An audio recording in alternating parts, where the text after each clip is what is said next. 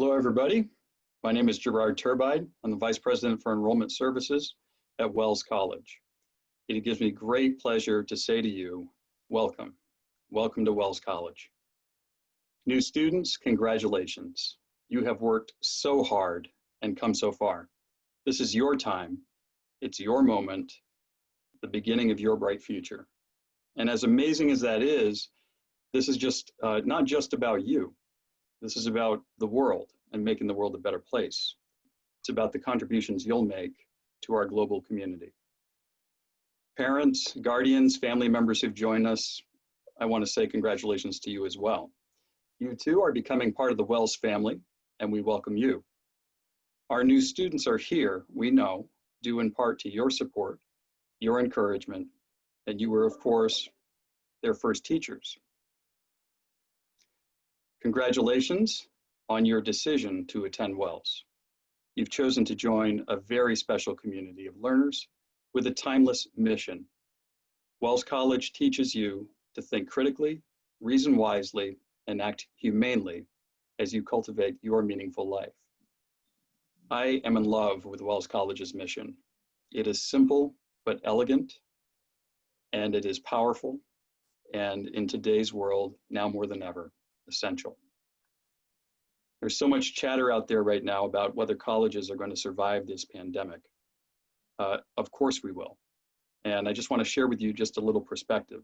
Wells College has a long history. We are over 150 years old. Wells has already survived at least one other pandemic, fires, wars, economic hardships, and every step of the way, evolving and becoming better, striving to keep pace with our ever-changing students and alumni. Yet that mission is eternal. You are not only joining an amazing, nationally ranked college with over 150 years history, you're going to make history.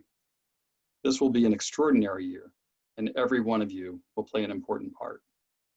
Yes, college is going to be different from what any of us expected when you began your college search. We will all be wearing masks.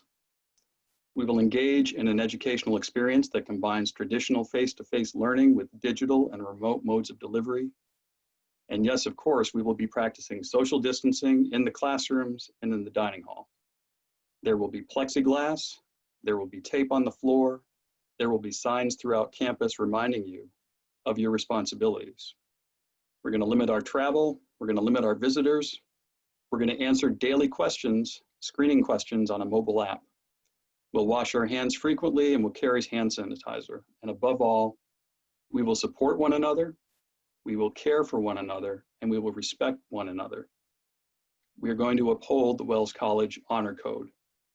And in so doing, we will together succeed as a campus community, make history, and build a brighter future for you, for the world. That's why we're here. You, your family, all of our alumni, faculty, staff, and above all of our students. We are Wells College. You are Wells College. You are now a Wellsian. And so now it gives me great pleasure to introduce my colleague, Dr. Charles Kenyon, Dean of Students.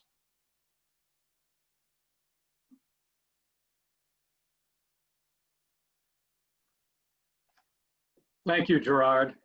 You're right to say this class will be making history. Years from now, all of you in the class of 2024 will tell your children how you started college in the middle of a great pandemic and how you met that challenge with a determination to succeed and the resolve to prevail. I am your Dean of Students, and I tell you today that you will not meet this challenge alone. By attending Wells, you've joined a community of caring people who will support and assist you every step of the way. Some of those people are with us on today's panel, here to share information to help you prepare for arrival and to answer any questions you may have. So I'm going to start by asking our panel to introduce themselves as I call their name, starting with the person who is every student's strongest supporter, the president of Wells College, Jonathan Gibraltar. So much. It is my honor and welcome to, and we're going to have a wonderful year. And I'm going to tell you a little bit more about it. But for now, I just wanted to welcome you, tell you congratulations, and let you know that my office is in McMillan Hall. And I say this and I mean it sincerely. My door is always open. And while you might have to mask, I mean it when I tell you that my door is open. Thank you. Provost Speaker. Hi, everyone. I'm Cindy Speaker. I'm the Provost and Dean of the college, which means I am the college's Chief Academic Officer. So ultimately responsible for your academic experience here at this institution. My office is located in McMillan Hall. Dean Kenyon and I share an office suite. So we're really the hub of a place to come to if you have any questions about anything on campus, and we can help you direct you to the help you need. Linda Gabato. Hi, welcome everyone. I'm really glad you're here. I'm the Director of Academic and Career Advising at Wells. My office oversees career advising as well as academic advising, internships, and student employment. And I'm really looking forward to speaking with you tonight and then meeting you in just a couple of weeks. I have spoken with many of you on the phone already, so this is a really exciting opportunity for me to get to know you a little bit better. Andre Lynch.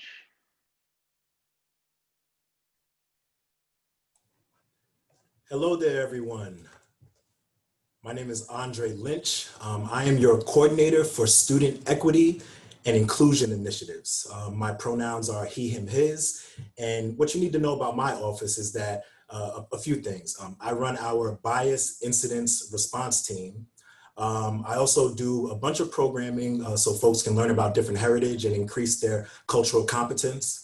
And also, I primarily help underrepresented populations navigate college. So whether that means women, Black and brown folks, LGBTQ plus folks, or differently abled folks, folks that just meet the gambit of marginalization and underrepresentation, I'm your major support. So students come to me with things concerning grades, all the way up to a situation on campus that they might felt that was unfair. I help them work through those issues. Thank you. Mike Lindberg. Thanks, Charles, and welcome everybody. It's great that we're here in August and things are starting to roll out. I'm the Director of Athletics and Physical Education, and I work with an incredible staff of coaches and staff for our 15 Division III varsity athletic programs. And I also oversee the coordination of about 40 physical education courses that we offer throughout the year. And in addition to that, I am the instructor for the sports management courses. And many of you may have already been enrolled in Sports Management 101, so I look forward to seeing you in class. And I also, for you student athletes, I look forward to seeing you when you arrive. And there'll be more information, I'm sure, that you're going to be receiving from your coaches about when we start and how we're going to do things. So welcome to Wells. Emily Madison. Hi, everyone. I'm Emily Madison. As Charles mentioned, I'm the Assistant Director of Student Success and Coordinator of Disability Services at Wells. Students really utilize my office for a variety of reasons, primarily for accommodations. If you're a student with a disability, you would work with my office to receive those accommodations. Additionally, students might also seek out individualized academic support through my office. I also oversee the peer tutoring program. So students might come through my office seeking a tutor, or may also be employed as a tutor through my office as well. And Emily Burt. Hi, everyone. My name is Emily Burt. I'm the Director of Residence Life and Student Conduct, and also the Deputy Title IX Coordinator. I know lots of folks have concerns and questions about move-in and housing assignments and things like that. We're working tirelessly on housing assignments. I've had to recruit some other staff members across campus to help me out. So we're really hopeful that most housing assignments will be done by the end of the day tomorrow. No guarantees on what end of the day means, but you'll get an email when it's ready. And after we have the housing assignments ready to go, we'll be sending out more information next week on what that means for new students for move-in days, times, things like that. So keep an eye out for more information. Thank you. And thank you to our panelists for being here today. They're all here to share important information that you need prior to arrival. And to begin, let me ask our president, President Gibraltar, to share his perspective on the upcoming academic year.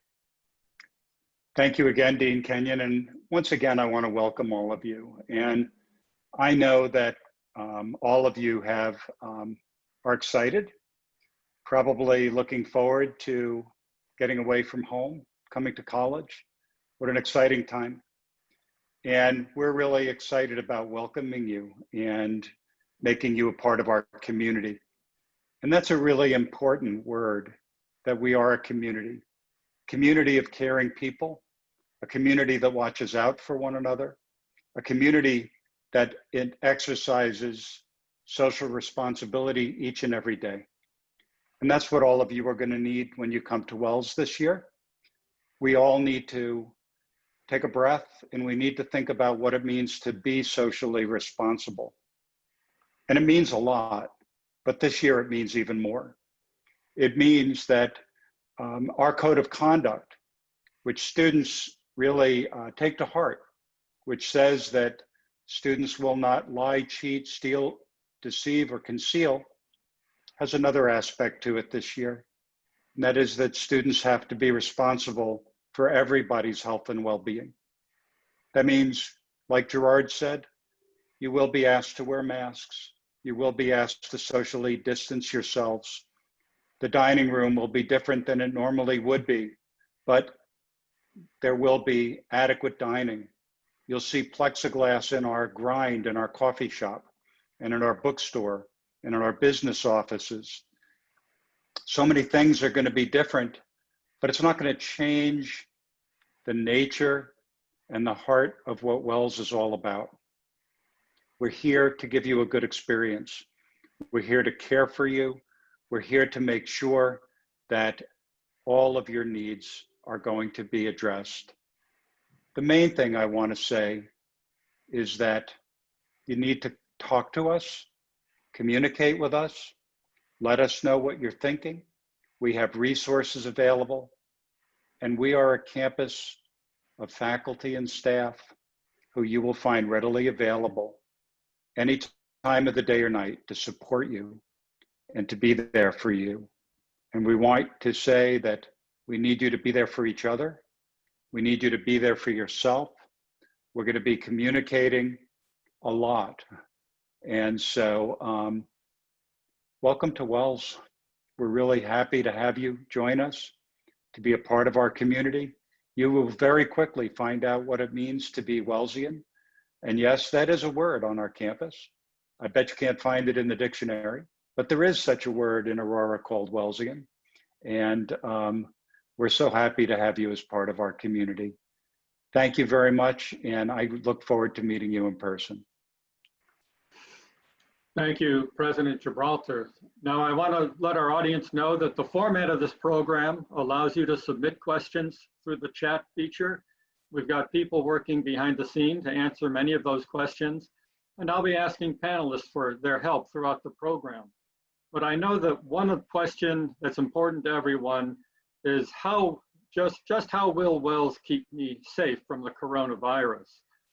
And I know you've heard some of us talk about the need for wearing masks and social distancing. We've been working on our plan for several months, and we're pretty confident it's a robust and good plan. We've added a few new requirements that maybe you're not familiar with. For all of our students coming back to campus, we strongly recommend that you get tested for COVID in time to get the results before leaving for campus. That way you can be supported at home if you test positive and need to be quarantined, a much more supportive place to be at home for that. Once you arrive, all students will be tested again. So we can start the school year with confidence that most everyone is starting off healthy and ready to go. we're going to require everyone to complete a brief COVID screening questionnaire using a cell phone app. You'll do that every day before going to class, or the faculty and staff will do it before coming to work. It just simply asks if you've had any COVID symptoms or exposure, so we can get you connected with support and tested to see if you have the coronavirus. Finally, we'll require everyone to be retested every month, once a month, so we'll know if there's a COVID in our community that we can work to prevent.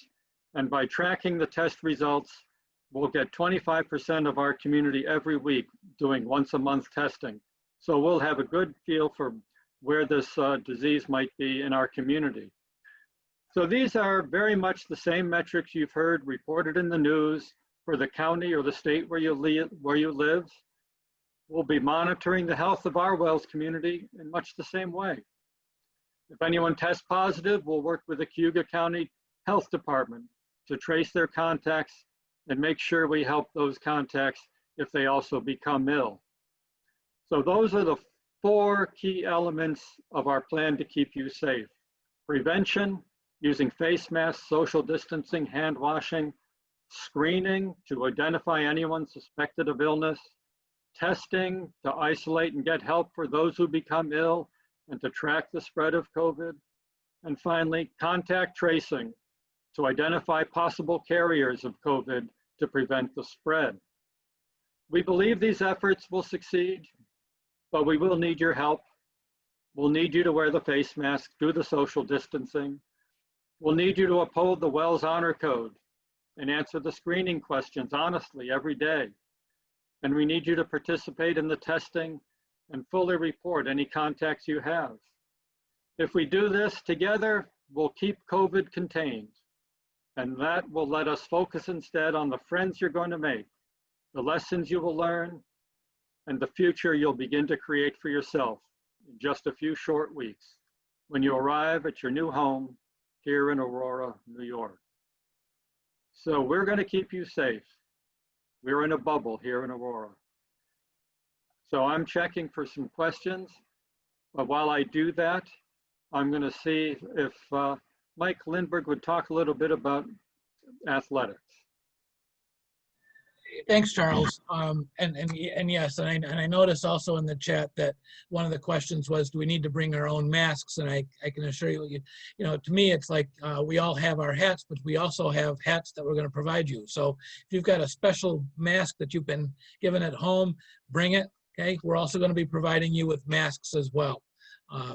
So we'll make sure everyone is provided with a mask. As far as athletics is concerned, I'm sure you've been listening, and some of you in the news, in terms of what's going on with the NCAA and what is happening with all fall sports.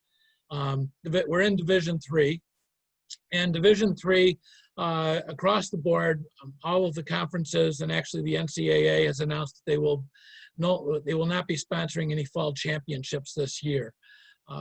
Many of the conferences prior to that announcement have already decided that we would not be engaged in any competitive activities this fall.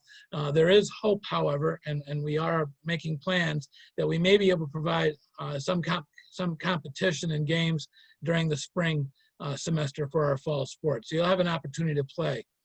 In the meantime, that does not mean there will be no sports. There will be sports.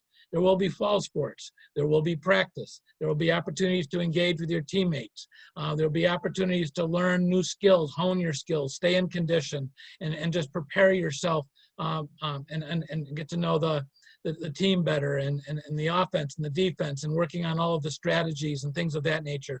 We're still planning on all of that. We'll be doing it in a phased-in process, and your coaches and I have been working with our athletic training staff on what that phased-in process will look like. So if you're hearing that we aren't having sports, that's not true. We are. We're planning on a full scale and full schedule of practices and other types of meaningful activities and ways of engaging our student athletes. So that's as far as any decisions that have been made about winter sports, none have been made from our conference. We're going to continue to monitor what the data and the science is telling us. If things look good, we may be able to have games for our winter sports through the fall semester. And again, if things aren't, we'll probably do the same thing what we've been doing with our fall sports. But your coaches will be in touch with you about how to prepare yourselves for coming to Aurora, coming to Wells. You know, things you need to bring as far as equipment, footwear, practice gear. We provide a lot of that, but your coaches will be in touch with you on what you need to bring with you. And most of all, we hope that you'll all bring with you a great attitude, willingness to improve yourself personally, and to be part of just an outstanding teams. Great. Yep. Thank you, Mike. Now I see we have a question about whether students would be able to leave to go home if they needed to, perhaps if there was an emergency. We will be making provisions for students to leave to go home, especially if students develop a COVID test positive and want to do their recovery at home and see how we're going to be teaching all of our courses remotely as well as in the classroom. So students, the faculty are prepared, and Provost Speaker may want to address this more specifically. I'm going to ask Cindy, maybe you could address how students will be learning from home if they need to go for an illness. So if for some reason you need to go home for a few weeks to recover during the semester, the faculty will work with you individually. It'll depend upon the specific class. Will also obviously participate in any type of engagement with the class. So faculty are basically really thinking about how to make sure that if students do need to be off campus, that they can continue with their education and be able to be fully engaged in coursework as much as their health allows them to. Cindy, will there be labs for science courses? Yes, there will be labs for science courses. Faculty are making adjustments to make the lab size smaller, so there'll be fewer students in each lab. So you may be finding that, especially for our natural science courses, that you may be viewing a lecture online and then going to a lab section that's been divided. Say if there were supposed to be 48 people in the class, now there's 16 people in a lab section, and we're running 3 lab sections of it. So we're working on those issues as we speak. But everything that is supposed to be hands-on will continue to be hands-on with safety measures in place to make sure we're continuing to keep things clean and sanitized, as well as faculty are exploring some alternative ways of achieving their learning objectives and exploring new technologies and what we can do with some online labs as well. And we will be holding, I know there was a question in the chat about chamber orchestra. Our music faculty and our director of ensembles is very much planning on continuing both jazz band and orchestra, probably starting the semester outside, which will probably be the safest in terms of playing an instrument. Thank you. I know there's a question about, will students be able to leave campus? And yes, this is Wells College, not Wells Prison. You will be able to leave campus. We are not going to stop you from venturing out. We're just going to encourage you to maintain social distance, follow all the proper face mask protocols, etc., wherever you go. So yes, you will be able to leave campus. Emily, Burt, do you perhaps share information about what students need to bring for their dorm rooms? Sure. So I believe was shared as well. But Emily, Burt, you are breaking up. Internet is cutting out, I think. Try again. Can you hear me now? Not very well. Want to try once more, or we'll come back to you? We're not hearing Emily at all. So we'll come back to Emily, but I can say that once students have moved into the residence halls on their move-in day, we are not encouraging and we're not allowing family visits during the move-in process. We need to minimize the number of people who are involved in move-in. So we're going to be allowing the student and one designated guest to assist with moving in, but we are unfortunately this year having to enforce some strict social distancing requirements. And so we will be asking families to bid their students goodbye at the time they drop them off, and then to leave and head home, because we're not going to be allowing families to be visiting on campus. If you stay in the area and want to visit with your children off campus, we won't stop you from doing that. That's certainly your prerogative.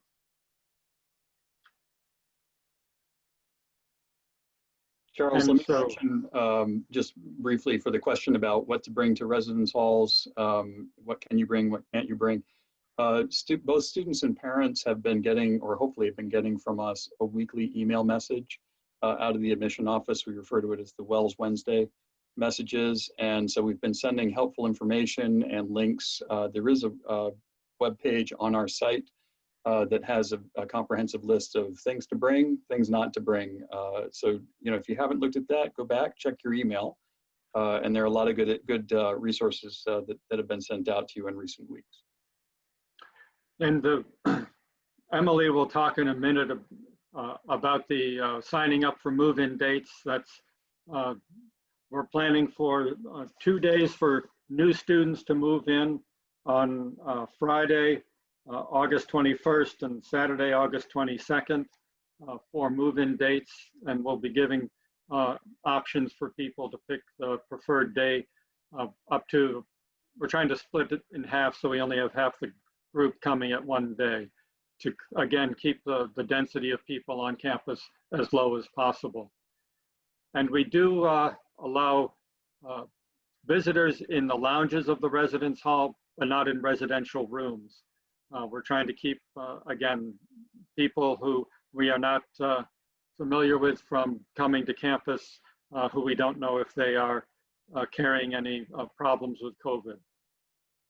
So let me see if there's information. Will students be moving out at Thanksgiving? Students will be leaving for the courses at Thanksgiving, but they won't be having to move out. They'll be coming back in the spring to their rooms. They just would be going home for the end of the semester to finish remotely. Is that correct, Provost Speaker? That's my understanding, yes. So not moving out, but just finishing the semester from home after Thanksgiving and returning back to your room for the spring semester.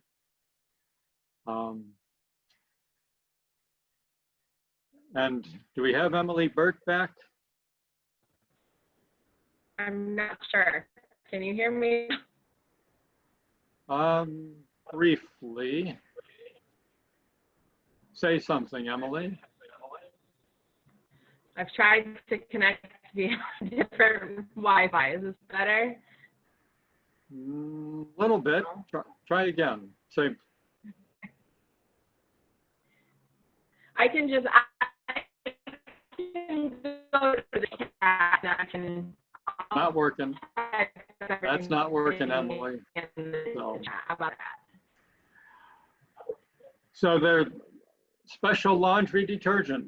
No, I don't believe we have any special laundry detergent that's required. So I'm just seeing in the questions, the lab has been removed from the online schedules. Will they be added later as the sections are established? Cindy, Provost Speaker, would you? I'll have to look into it. They shouldn't have been removed, so I'm not sure what somebody's saying. So I'll look into that. And I see Melinda has added the packing do not bring list in the chat for people who want to know what they need to bring. That information is in the chat. So let me see. Andre, maybe you want to talk about the services and supports your office plans to provide while we wait for some more questions to come through. Sure. I was actually going through the chat to try to see a few more questions to address, because I saw a few students asking things about student life and residential life that I may be able to address. But aside from that, just personally out of my office, the biggest thing, which you'll hear from me a lot during orientation this coming year, biggest thing for me is that orientation is going to be mostly virtual this year, right? So we're trying to make it so it's as inclusive as possible. So for folks who are having to quarantine or isolate, they can still be able to attend and have some type of orienting material and experience before starting their new classes. And the biggest thing that I'm going to be introducing this year for orientation is a community read, a freshman community read.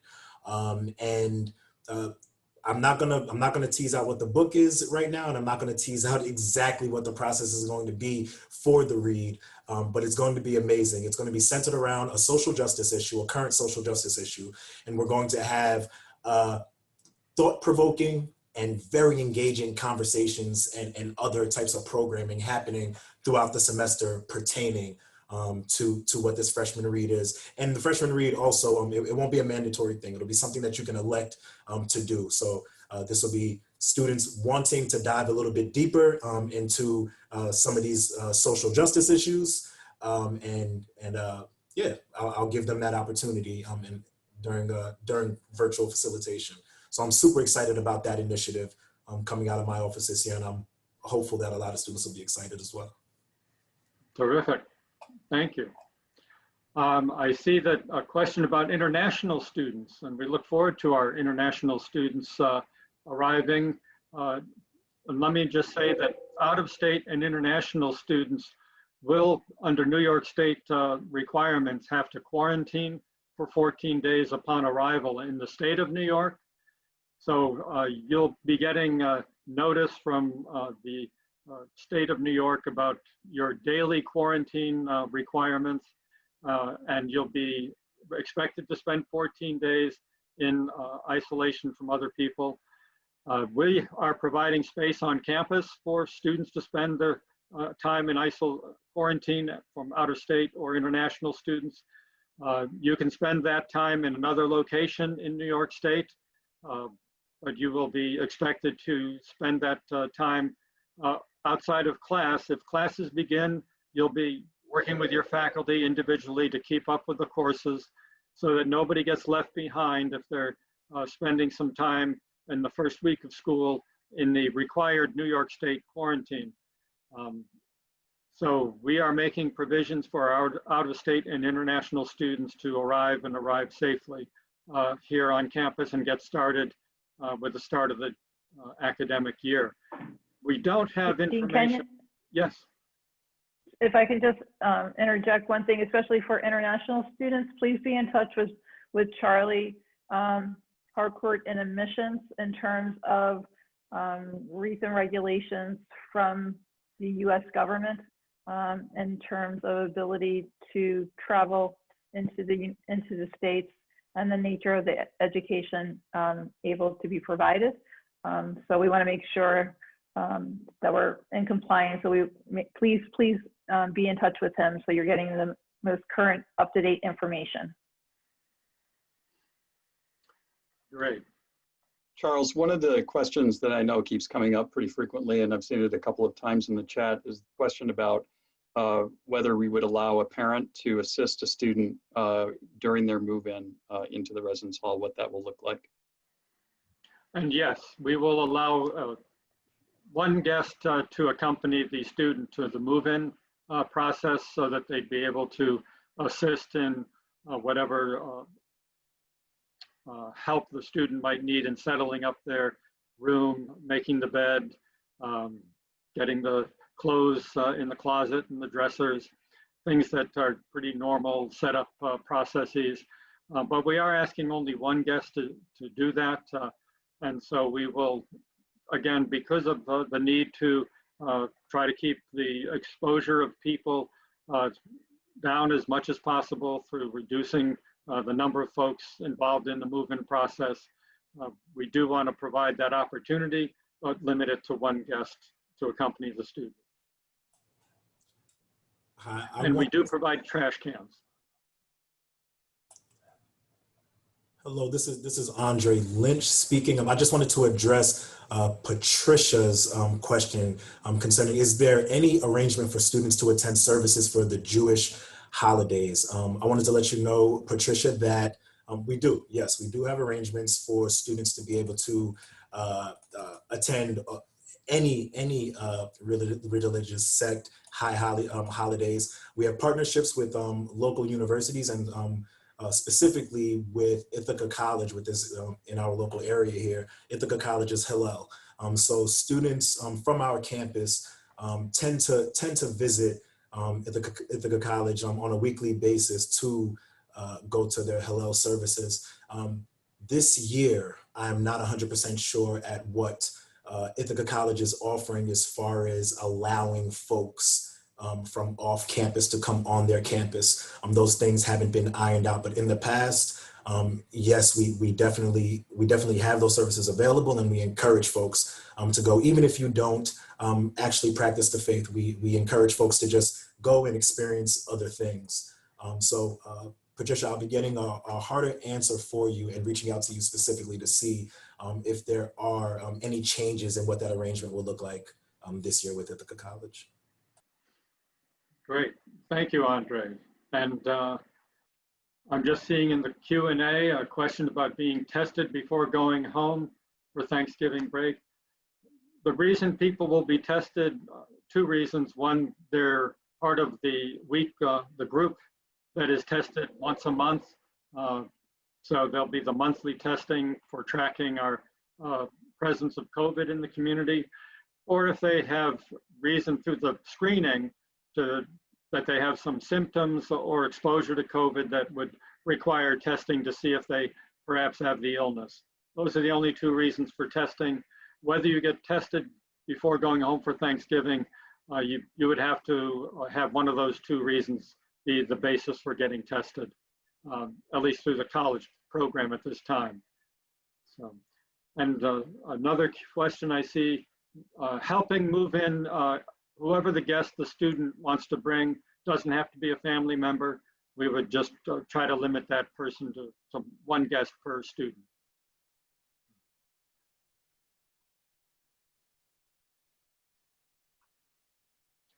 And I see there is a question about whether monthly testing really is necessary.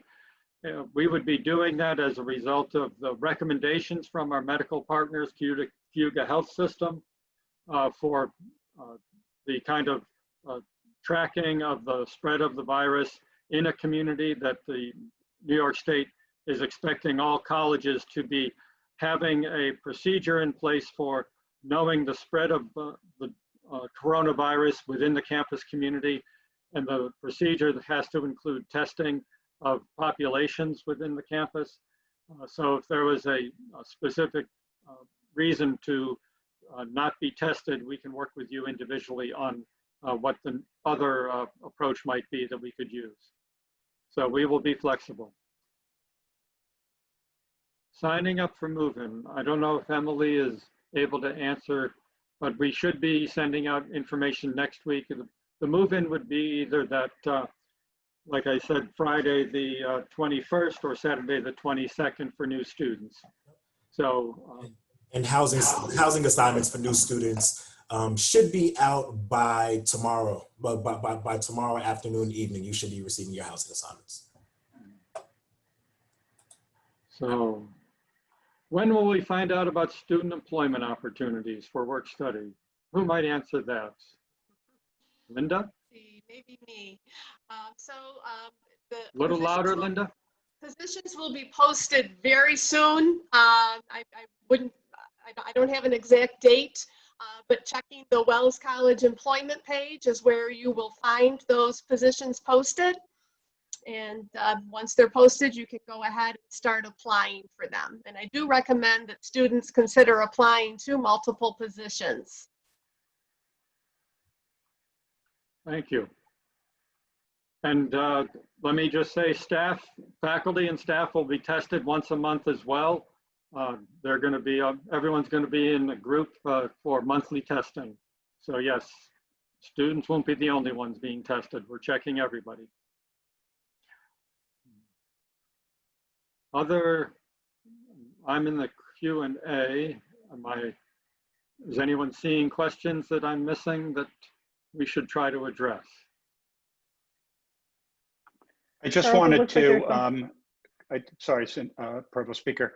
I just wanted to mention to all the parents who are with us right now that we are going to schedule another session just for parents. We'd like to do it next week and you'll receive an invite. And I think that we'll be able to answer some of your questions directly at that time. I'm sorry, Provost Speaker, go ahead. I didn't mean to interrupt. That's okay, that's okay. It's a joy of technology. So just, I see some questions in the chat about cars on campus, computers, so just some nuts and bolts stuff. We don't lease computers on our campus, so if a student wants an individual computer, they should bring their own. There's no one platform that is required or recommended. It's really what the student prefers to use. We do have computer labs on campus, both in terms in order to have social distancing in effect. Capacity has been reduced roughly by half in terms of those lab spaces, but we do have a number of labs across campus that students can use in order to do their work. In terms of cars on campus, first-year students are allowed to have cars on campus. They can register their car when they get onto campus. You don't need to do it prior to coming to campus. And there is a yearly fee that's relatively minimal. If I'm not mistaken, I think it's, Dean, can you correct me? I think it's $40 for the parking fee. About that, I just don't have the exact number at this time, but around that amount. So I also see that there's a question about library access. So I can address that as we're working. The library director is working with our B&G folks right now. Actually, access will be slightly different in the library, not to studies, not to all study spaces, but to some study spaces, and not to the staff offices. But in the past, our stacks have always been an open stack where students can go in, browse, take things off the shelf, and so forth. In order really to be in compliance with regulations in New York State, stacks will be closed. Students will put in requests for what they want, and library staff will retrieve it and provide it to the students. So they'll still have access to the material, but just in a slightly different fashion. And it's, again, wanting to make sure that we're following best practice and protocols for making sure materials are appropriately disinfected. Thank you. I see, Mike, there's some questions about the days when students are moving in that weekend. Are there welcome to campus events? If families are staying in the local area, would students be able to spend time with their families during the schedule that's being developed for that first weekend? The first weekend, Charles, we're doing our move-in is over a 2-day period. So half of our student population will be coming in on Friday of our new students, and the other half will be coming in on Saturday as scheduled. They will drive into the south entrance and they'll check in at McMillan Circle. We're going to be doing a drive-through. You'll be picking up a lot of information there. You'll be directed at that point to your residence hall, so you can begin the unpacking and moving in process. And then you'll also receive an appointment for when you're scheduled to be tested. That goes on from about 8:30 till about 2:30 in the afternoon, and then after which we have a program. It's basically it's a welcome. It's going to be done virtually because until we get the test results, we probably need to keep things a little bit de-densified, and so parents will certainly be able to have access wherever they are. If they have access to their Wi-Fi, they could certainly see the opening welcome. After which they'll meet the students. The students will be disengaging from their families. I have 3 daughters, so I know how this works, okay? It's hard to break it up, but at some point we're gonna have to say, it's time to go to college, and this is when you meet your orientation leader. They will be doing some getting to know you programs. We'll be going to dinner, and then we have a program later in the evening within the residence halls, meeting their RAs, meeting other people on their floor. And then on Sunday, there are several programs that are going on throughout the day. Again, getting students ready, making the transition from where you are to where you are now. So, so will there be opportunities for the students to kind of connect with their parents? If they're staying in the community, I would, once that's up to you. Okay, I think that's up to, and how you want to do this. Me, I was the one that wanted to just kind of cut the strings and go home and let them be in college and do that. But I understand there's certainly personal situations that need to be addressed, and we will certainly do our best to address those. Thanks, Mike. Yep.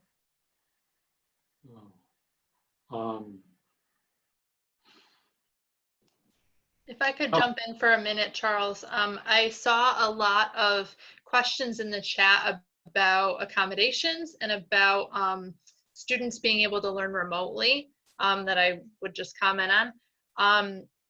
Any student who is seeking a disability accommodation would go through my office. So feel free to reach out to me directly and we can work through that process.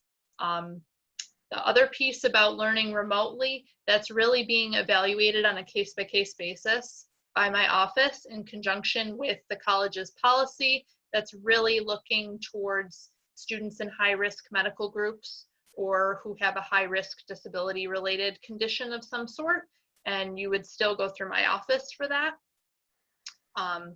So feel free to reach out with any other questions that anybody has about that process. But definitely that would go through my office. I see a question about if there's an outbreak come winter, will the children return in the spring? Well, we plan to be open in the spring. We'll just have to evaluate the conditions in New York and make judgments based on the facts that are being reported. I don't know, John, if you have anything else to say about the spring? No, Charles, our plan is to be open. And if there should be an outbreak or the governor of the state of New York puts New York on pause again and closes all colleges and universities, our plan will be to do what we did last spring, which is to complete the semester online and remotely.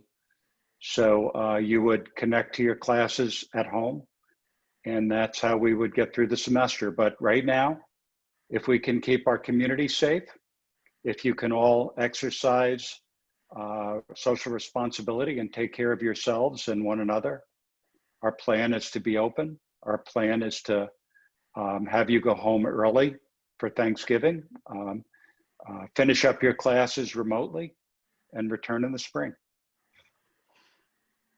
Thank you. How will students know if their classes are online or in person or hybrid? Provost Speaker, what would you have to say? So as I responded to in the chat, next week the course schedule will actually have a field that shows what the mode of delivery is. So it'll either be face-to-face, hybrid, which is a mixture of face-to-face and online, or the third being online, which would be remote fully. Thank you. So after we get our test results, how is the quarantine going to work? Well, hopefully most people will get a negative result on their test, and you will just occupy your residence hall.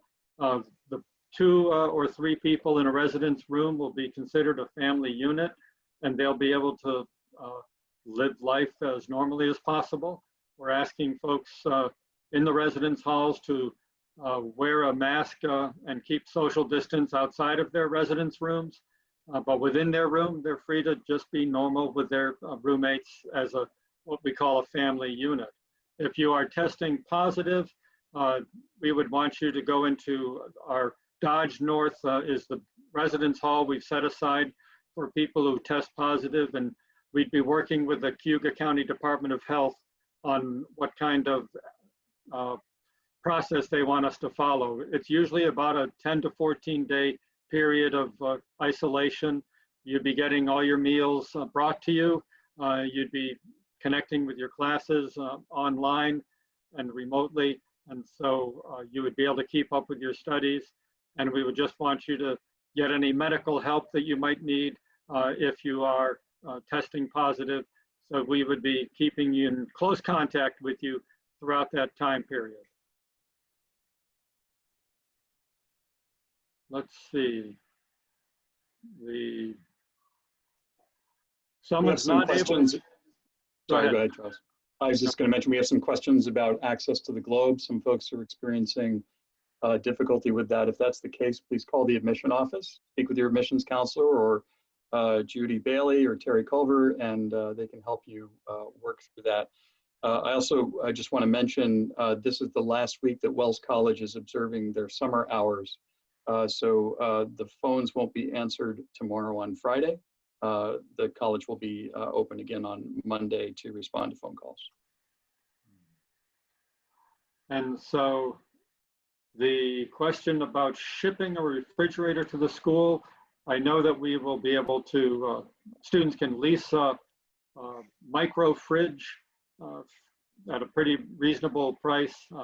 But if you are shipping a refrigerator, I hope it's not too big, but it will go to the mail room. So we would have to work with a student and see if we can't help get that package delivered. But it doesn't go automatically to the student room. So the student would have to work with us to make sure it gets to them. John, there's a question about if the semester is online, will the fees change? Well, if the semester's online, obviously there'll be no room and board charged. And if you've already paid room and board, we would be making refunds as we did in the spring. However, the tuition price will not change. There's a question about being able to see your friends from a different residence hall that we certainly want to encourage you to be with your friends. We've agreed that the lounge in the residence hall is the best place for students to gather with their friends. There are other buildings on campus, classes, the grind, the summer center, a number of places for students to gather. But we don't want students going into each other's rooms and taking the chance that there'd be more spread of illness if anyone had the illness and was not really showing symptoms, but still being able to spread the disease. That's a real concern that we're trying to address. So we're encouraging you to work with your friends, meet with your friends in the lounges or in other campus buildings. So you can visit, yes, but in a restricted way. And not to mention, before it starts getting chilly, there are brilliant outdoor spaces to commune with folks.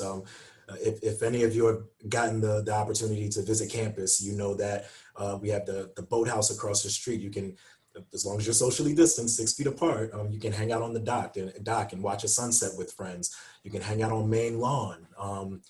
I think we can probably social distance at least 80 folks on Main Lawn and have a great time, right? I'm not saying to do that. I'm not saying to do that. but the space is outdoor. There are a lot of outdoor space for folks to be able to congregate as well. In addition, Andre, that's a good point, because we're looking into setting up a couple of tents on campus. And during the warmer weather, we're looking at the possibility of having outdoor classes under tents so that students can enjoy the beauty of Aurora, and also there's really good air circulation outdoors. Great. Students will be allowed to have roommates. Yes, so that process is being completed this week. So yes, you will be provided with the roommate options. And if you need to get something, we'll be working with students to create ways for them to obtain items that they might need that they forgot or just decided they wanted to have. So it might even be groceries. So we'll be working with students to provide access to local area stores and a method for getting items that they might need. All trying to respect the social distance and safety requirements. Credits transferring, high school credits transferring. Gerard, do you have guidance on how students learn about their high school credits transferring to Wells? So our registrar's office will conduct a credit evaluation and inform students of credits that transfer. Cindy, registrar, works within your area. I don't know if you have additional information to share about that. Yeah, so what I put in the chat was that it's important if you've taken a college credit course sort of as dual enrollment as part of your high school experience, what our registrar's office needs is a transcript from the college or university who sponsored that course. Your high school transcript alone is not sufficient for that. It needs to be the transcript from the college or university. Then our registrar's office will bring those credits in more.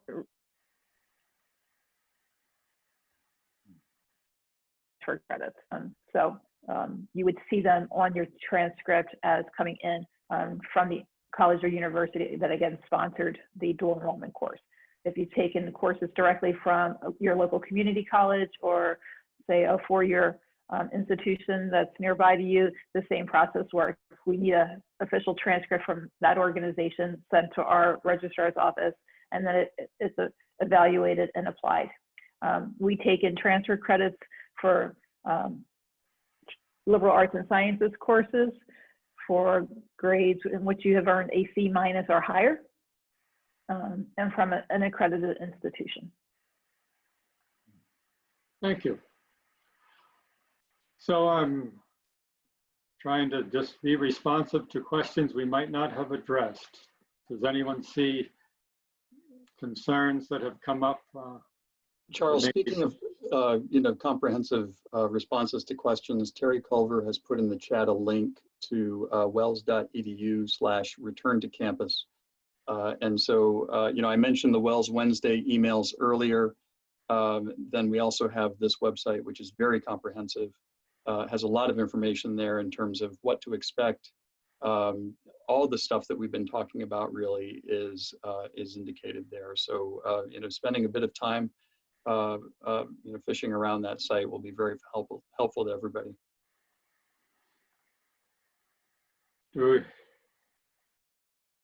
Does anyone have information they think needs to be shared that hasn't already been shared? Yes, I am extremely excited to meet all of you. Like, so excited. You don't even understand. Like this, this gets me just riled up and ready to just meet everyone, engage with everyone, and make sure you have the best experience no matter what the world is throwing at us right now. Make sure your experience is as best as it can be. Andre, that's so much of what all of us are feeling. You just have such a great way of expressing it. So we are so looking forward to having our students back on campus, and we can't wait to work with you. I saw, well, there was a question, I can't find it at the moment, so I am just checking in with my group to see what other questions might need to be addressed. As President Gibraltar said, we will be holding a special session for parents next week. Information about that will go out shortly, and we are available to answer questions by email, phone. We're here for you, and we want you to have your questions answered so that you are at peace with bringing your son or daughter to Wells College. Is there more? Let's see. When will students who aren't new, the returning students will generally be arriving the week of August 25th. So just a few days after new students arrive, a few days later, you'll get to meet your upper class students and get the real introduction to Wells that they can provide. They know our traditions, they know all the great places to go and to experience your life at Wells. And so they will be here just a few days after you arrive. In the residence hall kitchens, Andre, we have pretty much cooking equipment. People have to bring their own food, right? Correct. You know, everyone, it's a matter of preference, right? So we wouldn't want to provide things that you don't like. So yeah, folks can bring their own food. We have not a ton of utensils because sometimes they come up missing. But we try to load the kitchens with enough utensils so that you can have at least a pot, a pan, and some type of stirring spoon and a spatula. Anything else that might be more specialized or more for your liking, you'll have to bring that along your own. And let's see, if one roommate tests positive for COVID after being on campus, will all the roommates be quarantined? That'll be a judgment working through the Cayuga County Department of Health in their procedure for contact tracing. If they've had extensive contact with roommates, that's likely to be expected that they would be quarantined to make sure that they don't become ill. And if they do, what kind of assistance they would need for testing positive themselves. So it is most likely that roommates of a person who tests positive would be placed in quarantine just to make sure we're not spreading the disease any further among any other groups.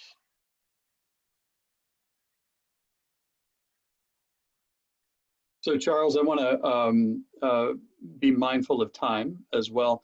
One thing I want to echo what Andre said in terms of how excited we are to have everybody come to campus, and just inform or remind folks of a couple of things. One is under Dean Kenyon's leadership, Wells College has developed a very, very detailed and robust reopening plan, and that plan is publicly available. It has flowcharts that answer the question, what happens if somebody tests positive, and what are the steps? And so there's a wealth of really detailed information about how we will respond if you want to dig that deep. And of course, the website we mentioned has FAQs and really kind of more efficiently, I think, translates the information that's probably most pressing.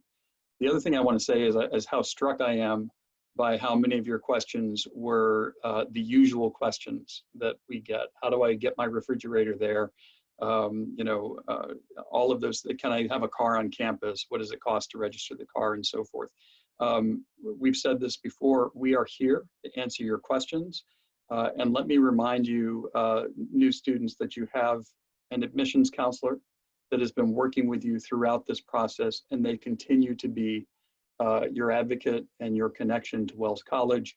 And now in front of you, you see as well contact information for all of us in terms of those follow-up questions that you may have in all of this. We will be back in touch with information about the parent session coming up soon. And again, I just want to thank our panelists and thank every one of you, and say again, this is going to be an amazing year. You will be able to tell the story about the beginning of your college education and have everybody interested for years to come. And so again, we're certainly excited to have you coming on campus. Charles, any last words or anyone else on the panel? Gerard. No, I think we are good, and we look forward to having all of you come to campus. Thank you again for being here this evening. Thank you, everyone.